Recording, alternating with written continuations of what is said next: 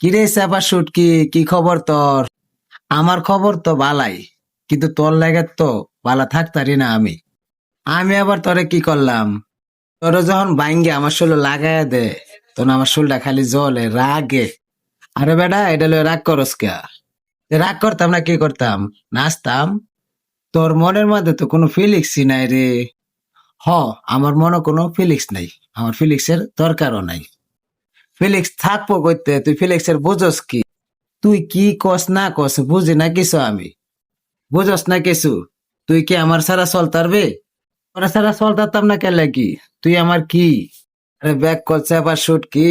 আমার সারা তোর কোনো দাম আছে? তোরে সারা আমার দামটা কেন কি থাকতো না, বুঝায় কয় হুনি। তোরে খাইতে গেলে এই কাঁচামরিচ লাগবই। এই কাঁচামরিচ ছাড়া তোরে খাইতে না। ও এই কথাটা তো ঘুরাই ভাষা কওয়া লাগে, সরাসরি কওয়া যায় না।